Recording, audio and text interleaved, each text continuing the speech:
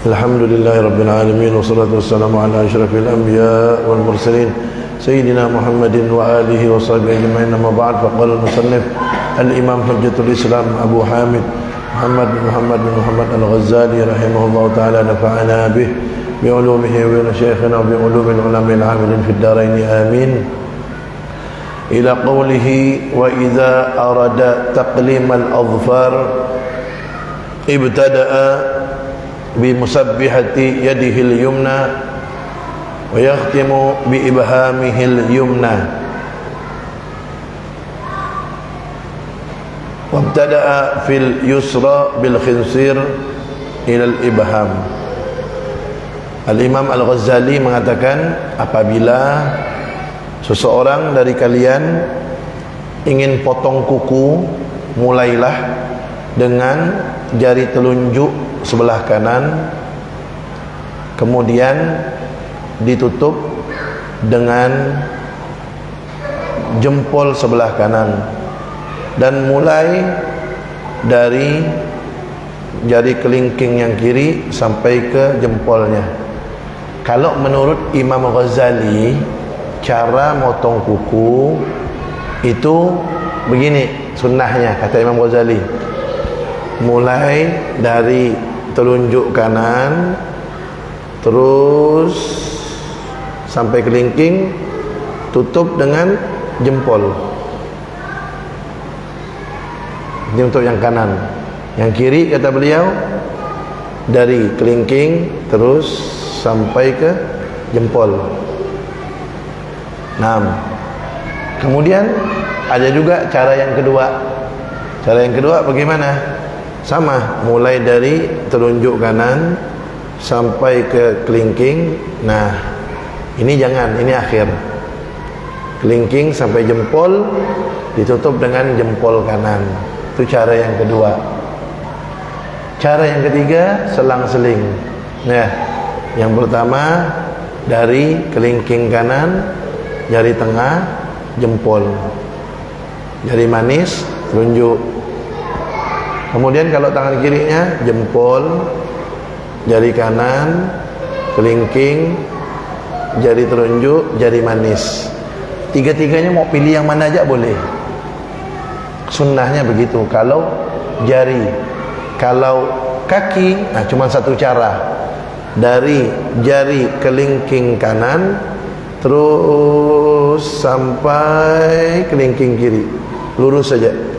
Hanya satu cara kalau jari kaki. Kemudian kata beliau, wa yambaghi an yaktahila witran, dan sepantasnya hendaknya pakai celak.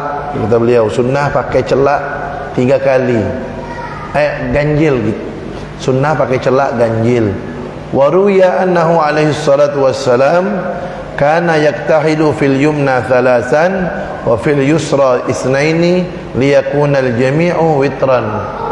Diriwayatkan dari Nabi Muhammad sallallahu alaihi wasallam bahwasanya beliau itu kalau bercelak sebelah kanan 3 kali beliau pakai celak, sebelah kiri 2 kali. Kenapa? Karena kalau dikumpulkan menjadi ganjil, yaitu 5. Innallaha witrun yuhibbul witra, kata Nabi Muhammad. Sesungguhnya Allah itu maha ganjil. Kan satu kan ganjil. Sesungguhnya Allah itu maha ganjil, maha esa, yuhibbul witra, dan Allah itu suka dengan yang ganjil-ganjil. Nah, kalau tidak pede, misalnya tidak pede pakai celak keluar rumah, sebelum tidur pun boleh. Pas mau tidur ambil celak sedikit, belah kanan 3 kali, sebelah kiri 2 kali tidur. Besok basuh lagi, dapat sunnah walaupun ketika mau tidur. Wala yanbaghi an yakuna fi'lun min af'alika khaliyan an naw'i tartibin bihasabil ittifaq. Kata beliau, kata Imam Ghazali, dan hendaknya tidak pantas perbuatan kamu kosong dari kecocokan terhadap apa yang telah dianjurkan oleh syariat. Maksudnya, jangan sampai perbuatanmu, perkataanmu itu kosong daripada nilai-nilai kebaikan. Jangan sampai berlalu saja begitu waktu tanpa ada nilai kebaikannya. Fahuwal farqu bainal bahaim wal adami. Kenapa? Karena itulah bedanya antara binatang dan manusia. Kalau manusia waktunya berlalu tidak ada kebaikan, maka apa bedanya dengan dia dengan binatang? Kata Imam Ghazali begitu maksudnya. Tuh, fal bahimah kata beliau. Maka binatang itu taharraka kaifa mattafaq. Dia bergerak-gerik sesuai kemauan dia sendiri kalau binatang. Wal adami, sedangkan manusia kaifama umir, dia bergerak melakukan sesuatu tergantung perintah daripada Allah melalui Nabi Muhammad SAW dalam syariat. Artinya kalau kita tidak mau disamakan dengan binatang, maka gerak-gerik kita itu harus sesuai dengan anjuran-anjuran dalam Islam. Kalau semau kita, seenaknya kita, tidak peduli dengan ajaran Islam, maaf, kata Imam Ghazali, berarti tidak ada bedanya dia dengan binatang. Makanya manusia itu bisa lebih hebat dari malaikat. Malaikat diciptakan oleh Allah, punya akal, tidak punya nafsu.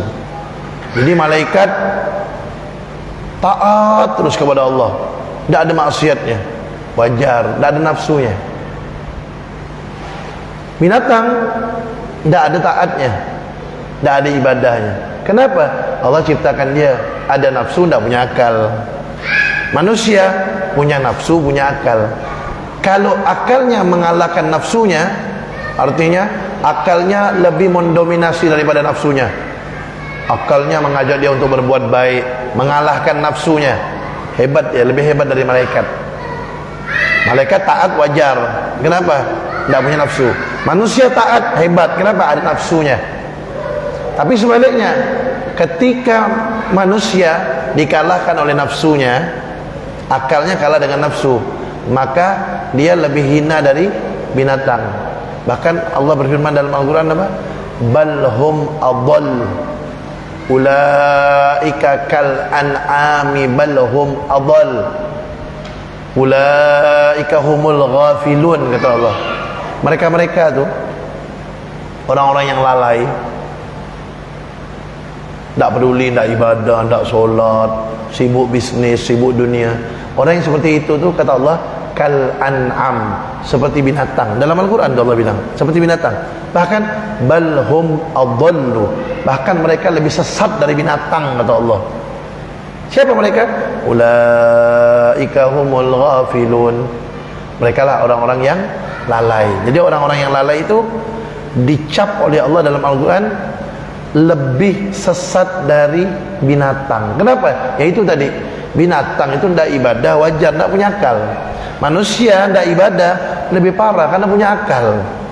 Nah, jadi kalau kita tidak ingin disamakan dengan binatang, gerak-gerik perbuatan kita hendaknya disesuaikan dengan syariat Islam. Kalau semaunya, tidak ada bedanya dengan binatang. Nah, kemudian ya kadang-kadang kan ada orang enak aja dia ngatakan orang itu dengan bahasa-bahasa binatang, anjing dan seterusnya, binatang kamu. Padahal dia tidak berkaca. Apakah dia mengucapkan itu? Apakah dia memberi stempel itu kepada orang itu? Dia tidak seperti binatang itu. Ketika dia ngomong seperti itu kepada orang, dianya seperti itu. Kenapa? Karena ucapan itu tidak sesuai dengan syariat Islam. Berarti dianya yang seperti itu. Makanya kalau orang seperti itu jangan dibalas. Kalau dibalas, ya sama kita sama dia.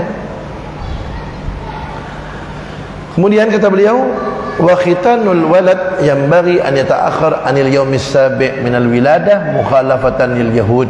Kemudian kata beliau, hendaknya wajib menyunat anak, ya, Laki-laki itu wajib disunat, perempuan sunnah. Kapan sunat itu? Hendaknya hari ketujuh atau setelahnya, jangan sebelum hari ketujuh. Karena itu untuk agar berbeda dengan Yahudi, kata beliau. Berarti kalau orang Yahudi sebelum hari ketujuh. Nah, kalau orang Islam minimal hari ketujuh, kalau mau hari ketujuh. Ya, buat anak kecil tuh dianjurkan tusannu fi sabihi wasmun hasun wa halqu sya'rin wal adhanu fil udhun. Di hari ketujuh itu disunnahkan akikah bagi yang mampu. Laki-laki 2 kambing, perempuan 1 kambing. Beb, anak saya laki-laki beb, tapi saya baru mampu 1 kambing. 1 kambing dulu, 1 kambingnya nanti lah, tunggu bila ada duit. Tak usah dipaksa kan, karena akikah itu bagi yang mampu. Yang tak mampu tak usah akikah, karena bukan wajib, sunnah bagi yang mampu. Yang tak mampu jangan sampai berutang-utang, apa tidak perlu. Tidak, iya benar, akikah itu tidak perlu sampai berutang. Kenapa? Karena itu bukan wajib. Nah, jadi tidak usah. Kemudian jangankan akikah, haji aja itu wajib bagi yang mampu. Yang tidak mampu tidak wajib haji. Haji hukumnya apa? Umroh. Wajib seumur hidup sekali, wajib haji dan umroh bagi yang mampu. Yang tak mampu tidak apa-apa, tidak wajib haji umroh. Apalagi akikah, jangan sampai berutang. Kalau dia mampu, dia akikah. Kapan? Kalau bisa usahakan akikah itu umur 7 tahun kalau bisa. Umur 7 hari, 7 tahun. Umur 7 hari akikah itu. Kasih nama yang baik. Ya, kasih nama yang baik. Kemudian potong rambut. Kemudian pas lahir azankan, qomatkan. Kata Om Jana, biar tak nanal anak tuh. Biar tak bandel. Ya. Nah, kemudian kata beliau disunat itu anak minimal umur 7 tahun. Sunat. Laki-laki wajib sunat, perempuan sunnah disunat. Kemudian kalau dia itu sudah balik, maka berlalulah atau sudah lewatlah sunnahnya akikah. Jadi akikah itu sunnah bagi orang tua untuk anaknya. Kalau berkurban di waktu Idul Adha itu dan ayam tasyrik, hari-hari tasyrik, itu disunnahkan untuk orang berkorban untuk dirinya, boleh. Tapi kalau akikah, orang tua yang sunnah mengakikahkan anaknya. Sampai kapan? Sampai anaknya itu baligh. Kalau sudah baligh, hilang sudah sunnahnya, dan tidak sunnah lagi. Terus kalau ada seorang anak udah besar, waktu kecil dia belum diakikah sama orang tuanya, dia mau mengakikahkan dirinya, boleh? Boleh, tapi namanya sedekah. Sedekah namanya. Kenapa? Karena akikah itu bukan disunnahkan untuk orang mengakikahkan dirinya, tapi disunnahkan bagi orang tua untuk mengakikahkan anaknya. Itu akikah. Dan kalau akikah itu maaf-maaf, jangan dijadikan seperti pesta perkawinan. Akikah beli kambingnya 5 juta, songnya untung 10 juta. Undang orang ramai-ramai. Ya. Orang kan undangan bebas, si amplop. Bukan dikeluar kambing untung 5 juta. Kalau mau tuh akikah, memang sunnah akikah itu dia caranya daging itu dimasak. Jadi bagikan orang beda dengan korban. Kalau korban kan bagikan mentah. Akikah itu dimasak. Kalau bisa antara engsel dengan engsel itu jangan dipecah. Kalau bisa per engsel tuh kasih.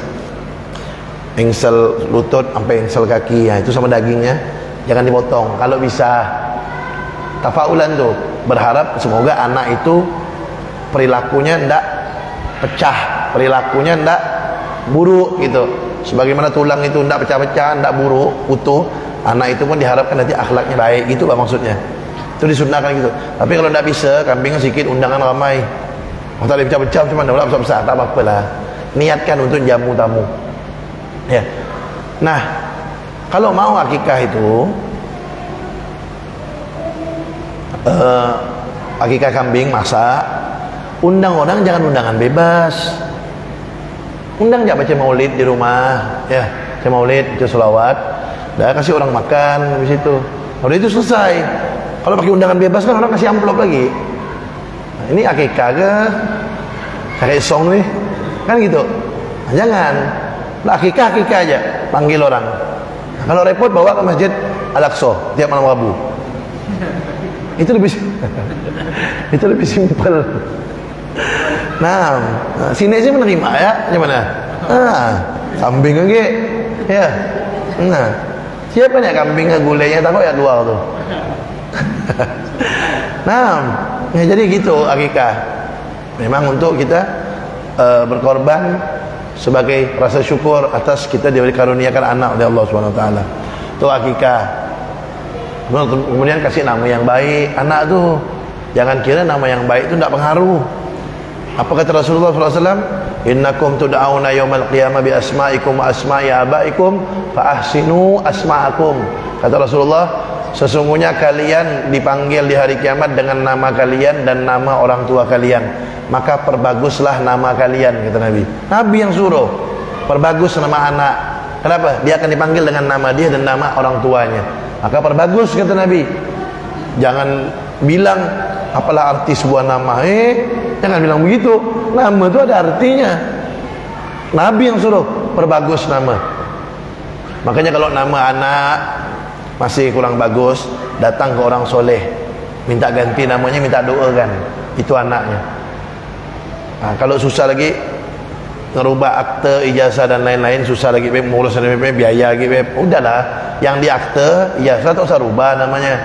Cuman kalau ditanya orang namanya berubah, misal namanya apa gitu kan. Kadang-kadang ada nama klub bola apa. Ya, ada orang namanya Liverpool. Ganti namanya apa, misalnya Muhammad ke Ahmad, atau Abu Bakar, atau Zaki, atau nama-nama yang ada artinya yang baik-baik lah gitu. Faiz, sang juara Ahmad Faiz misalnya, gitu-gitu. Nah, nama yang paling bagus tuh yang ada abdu-abdunya, sama nama Nabi. Itu nama yang paling bagus.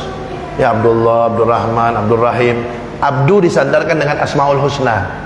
Abdul Rahman, Abdul Rahim, Abdul Quddus, Abdul Malik. Nah, begitulah.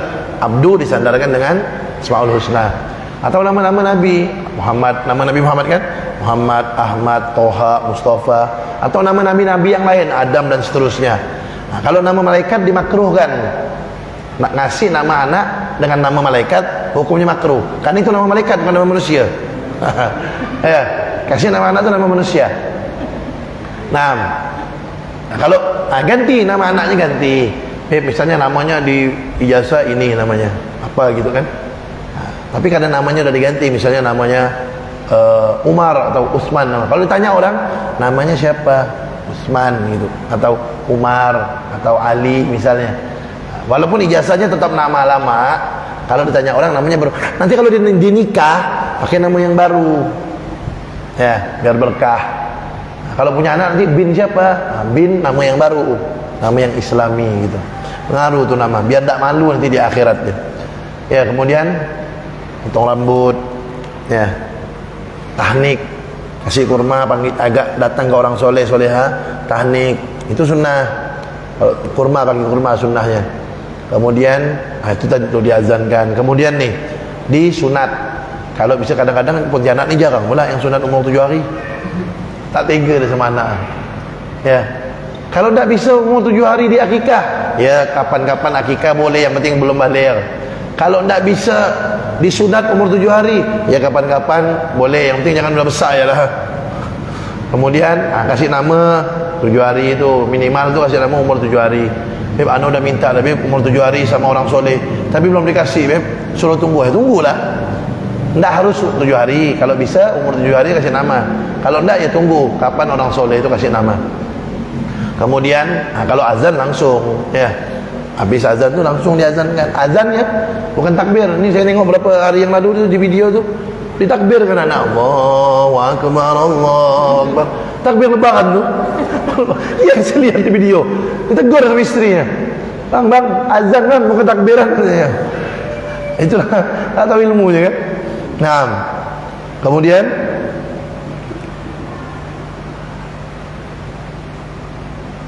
Al-babur rabi' fi asraris shalah wa muhimmatiha. Sekarang bab selanjutnya tentang rahasia-rahasia solat dan pentingnya solat. Faslun fi fadailis shalawat was sujud wal jamaah wal adzan wa ghairiha. Ini sekarang ni masuk pada bab yang pertama tentang keutamaan solat, sujud dan solat berjamaah serta azan dan lain-lain. Fadilatul azan. Yang pertama, keutamaan azan. Qala alaihi salatu wassalam, Rasulullah sallallahu alaihi wasallam bersabda, "Thalathatun yaumal qiyamah ala kathibin min miskin azfar, la yahummuhum hisabun wa la yanaluhum faza' hatta yafrugha mimma bainan nas."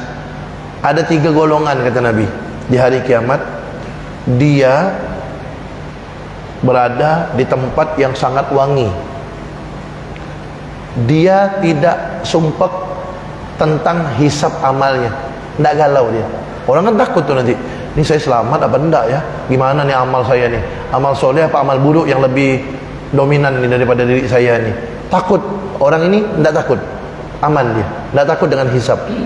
Kemudian dia tidak kaget nanti di akhirat tuh, bukan termasuk orang-orang yang kaget, yang ngeri itu, enggak.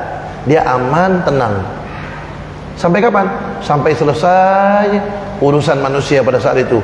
Orang-orang sudah selesai urusannya, dia dalam keadaan tetap tenang. Siapa? Rajulun qara al-Quran ibtigha'a wajhillahi ta'ala. Seseorang yang baca Al-Quran tujuannya mencari ridha Allah SWT. Baca Quran bukan untuk pamer. Kalau ibadah jangan pamer-pamer, kecuali sholawat. Kalau sholawat pamer-pamer tak apa-apa, masih diterima. Ya, kalau selawat pamer masih diterima. Kalau ibadah yang lain, kalau pamer niatnya riya, tidak diterima sama Allah. Kecuali kalau niatnya untuk motivasi orang, untuk ngajak orang sedekah terang-terangan biar orang lain ngikut, itu bagus, karena niatnya untuk memotivasi orang. Tapi kalau untuk pamer, nah itu tidak baik. Nah, Quran baca tujuannya mengharap ridha Allah. Makanya paling nikmat tuh, paling nikmat baca Al-Quran itu habis tahajud, paling nikmat. Ya, bangun besok ni subuh jam 4:06 kira-kira. Kalau tidak bisa jam 3, setengah 4 bangun. Nah, 4 bangun, dah bersih-bersih, apa wudu, solat witir jangan lupa. Ya. Habis isyak ni, ba'da isyak. Kalau yakin, kalau punya kebiasaan bangun sebelum subuh, solat witir nanti aja sebelum subuh, itu lebih afdal, itu lebih utama. Tapi kalau ragu, nanti bangun apa enggak ya, bangun apa enggak ya. Udah bagus habis ba'da isyak langsung witir. Tapi kalau dia biasa bangun sebelum subuh, nanti witirnya.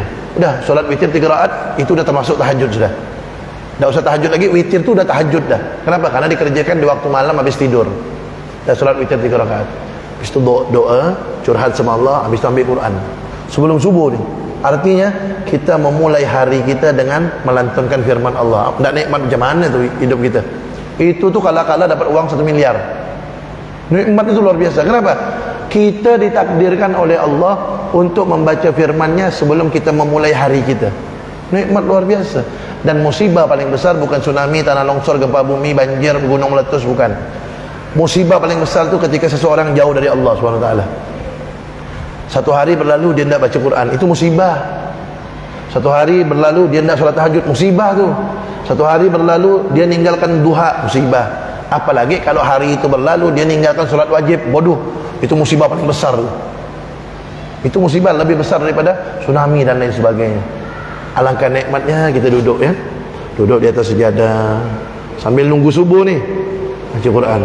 Nikmat luar biasa dalam hati, nikmatnya tak terbayarkan dengan duit tuh. Nikmat itu tuh, nikmat itu tidak bisa dibayar dengan duit. Kenapa? Karena itu datangnya langsung dari Allah Subhanahu wa ta'ala yang masuk dalam hati kita. Tenang rasanya hati itu ya. Orang-orang lagi tidur, kita baca ayat-ayat Allah, itu nikmat. Nah, macam itulah surga dunia sebenarnya. Itulah surga dunia hakikatnya. Baca Al-Quran sebelum subuh. Tuh, pergi sendiri. Tujuannya tiada lain, mengharap ridha Allah. Orang macam itu di hari kiamat orang lain takut, dia tenang. Siapa? Yang pertama baca Al-Quran untuk mengharapkan ridha Allah. Yang kedua, wa rajulun ubtuliya birriqi fid dunya falam yashghalhu dzalika an amalil akhirah. Seseorang yang waktu di dunia dia diuji oleh Allah menjadi seorang budak, tapi dia menjadi seorang budak itu tidak membuat dia sibuk untuk beramal akhirat. Kita sekarang tidak ada yang jadi budak kan, tidak ada. Kalau zaman dulu kan ada budak yang bisa dijual belikan, yang disuruh-suruh budak tu. Tapi walaupun dia jadi budak, dia tetap tak tinggal amal akhirat. Nah, itu juga aman dia di akhirat nanti. Yang ketiga nih, wa rajulun azzana lis-shalah, dan orang yang azan untuk solat. Azan untuk solat, alhamdulillah. Azan lah rebutan, tapi yang suara bagus-bagus sikit lah. Suara-suara berdeper apa jangan. Nanti orang nak ke masjid jadi tak jadi pula. Beb, saya ni beb, setelah mendengar kajian beb ni, jadi kepengen kalau saya azan beb. Karena saya kepengen nanti saya tenang, tak takut di akhirat. Suara macam mana lo? Tanya lo. Cuma suara saya ni beb tak bagus lah. Udahlah, cukup niatnya lah, cukup niat. Saya kepengen beb, udahlah cukup niat lah. Daripada dosa ganggu orang. Karena yang namanya ganggu orang tu bukan hanya dengan tangan, kaki, mulut. Suara kita pun bisa ganggu orang. Kalau tidak bagus, kan ganggu pendengaran orang. Orang semangat-semangat ke masjid dengan suara macam itu tak jadi ke masjid. Jangan. Tapi anak pengen, udahlah niat inti udah sampai. Niatul mukmin khairun min amalih, kata Nabi Muhammad. Niatnya seorang yang beriman itu lebih baik daripada amalnya. Nah, kalau dia beramal ganggu orang, ya udah cukup niatnya. Kayak perempuan kalau orang ngantar jenazah ke kuburan, kata Nabi, solat jenazah dapat satu gunung pahalanya kan.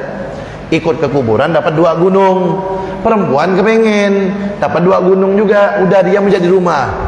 Diam di rumah kepengen, tapi karena dia perempuan dapat. Allah tu maha adil, dapat dia pahalanya. Nah, makanya kalau mau ibadah beramal soleh harus dengan ilmu. Kira-kiranya ganggu orang apa, kira-kira tak sesuai syariat, makanya jangan lakukan. Kayak perempuan, jangan ikut ke kuburan sama-sama laki-laki kumpul ramai-ramai. Itu namanya cari dosa, bukan cari pahala. Begitu juga kalau kita azan, kira-kira suara kita bikin sakit telinga orang, jangan azan. Cukup sampai niatnya saja. Nah, yang suaranya bagus, belajar macam mana nada yang bagus. Macam-macam itu kan menarik, memikat orang untuk datang ke masjid. Kemudian wa qala alaihi salatu wassalam, dan Rasulullah sallallahu alaihi wasallam bersabda, yadur rahman ala ra'sil muadzin hatta yafrugha min adzanihi. Rasulullah sallallahu alaihi wasallam bersabda, naungan Allah yang Maha Pengasih, pertolongan Allah yang Maha Pengasih itu selalu berada di kepalanya orang yang azan sampai dia selesai dari azannya. Jadi selama orang itu azan, di kepala dia nih ada lindungan, naungan, pertolongan Allah. Allah jaga. Sampai kapan? Sampai selesai azan. Wa qila al-murad min qawlihi ta'ala, "Wa man ahsanu qawlan mimman da'a ila Allah al-muadzdinun." Di dalam Al-Quran kan ada firman Allah tuh, dalam surah Fussilat ayat 33 Allah berfirman, "Wa man ahsanu qawlan mimman da'a ila Allah," al-ayah. Artinya, dan siapakah orang yang perkataannya lebih baik daripada orang-orang yang mengajak kepada Allah, untuk mengajak orang menuju Allah. Siapakah orang perkataannya yang lebih baik dari orang yang mengajak orang lain kepada Allah? Yang dimaksudkan mengajak orang lain kepada Allah itu siapa? Al-muazzinun, yaitu orang azan. Artinya siapakah perkataan yang lebih terbaik daripada perkataan orang yang azan itu, gitu maksudnya. Artinya perkataan yang paling bagus itu orang yang azan itu. Kenapa? Karena dia mengajak orang untuk menuju Allah Subhanahu wa taala. Naam. Isya je. Sudah. Naam. Fa idza sami'tal adzan, kata beliau, maka jika kamu mendengarkan azan, faqul misla yaqulul muadzin, katakanlah seperti apa yang dikatakan muadzin itu. Allahu akbar, Allahu akbar. Jawab, Allahu akbar, Allahu akbar. Jawab seperti itu. Illa fil hay'alatain, kecuali di dalam hayya 'alas shalah, hayya 'alal falah. Fa innaka taqul, maka engkau jawab, la haula wala quwata illa billahil aliyyil azim. Jadi azan itu jawabnya sama dengan muadzin yang jawab, kecuali hayya 'alas shalah, hayya 'alas shalah, hayya 'alal falah, jawabna la haula wala quwata illa billahil aliyyil azim. Bukan hanya azan ya, bukan hanya azan, qomat juga tuh jawab. Qomat kan kalau kita dengar azan kan, Allahu akbar, Allahu akbar, kita jawab kan, Allahu akbar, Allahu akbar. Qomat juga sama, jawab Allahu akbar, Allahu akbar, jawab Allahu akbar, Allahu akbar, syahadu an la ilaha illallah, syahadu an la ilaha illallah. Makanya kalau qomat jangan cepat-cepat, macam mana orang mau jawabnya? Ini kadang qomat Allahu akbar, Allahu akbar, syahadu an la ilaha illallah, syahadu anna Rasulullah, macam mana orang mau jawab? slow, jangan gas. Allahu akbar, Allahu akbar, asyhadu an la ilaha illallah. Biar orang bisa jawab per kalimatnya. Kemudian wa fi qawlihi qad qamatis shalah. Nah, itu qomat juga harus jawab. Tapi ketika qad qamatis shalah, apa jawabannya? Aqamahallah wa adamaha ma damatis samawati wal ard. Jadi ketika orang qomat tuh, Allahu akbar, Allahu akbar, jawab Allahu akbar, Allahu akbar, asyhadu an la ilaha illallah, asyhadu an la ilaha illallah, asyhadu anna muhammadar rasulullah, asyhadu anna rasulullah, hayya 'alas shalah, la haula wala quwwata illa billahil aliyyil azim, hayya 'alal falah, la haula wala quwwata illa billahil aliyyil azim. Qad qamatis shalah. Nah, jawabnya apa? Aqamahallah wa adamaha ma damatis samawati wal ard. Aqamahallah wa adamaha ma damatis samawati wal ard. Ya. Aqamahallah wa adamaha ma damatis samawati wal ard. Nah, itu jawaban ketika qad qamatis shalah. Wa fit taswib, dan ketika as-salatu khairum minan naum, subuh, apa jawabnya? Shadaqta wa bararta. Shadaqta wa bararta. Kalau mau tambah wa ana ala dzalika minasyahidin boleh. Shadaqta wa bararta wa ana ala dzalika minasyahidin. Tapi kalau mau pendek, shadaqta wa bararta boleh. Nah, kemudian indal faragh, setelah selesai azan, nah kita baca doa azan tu biasa tu yang kita baca. Nah, nanti kita baca doanya habis azan insyaallah. Nah, wallahu a'lam bishawab. Kita dengarkan azan dulu. Fadhal.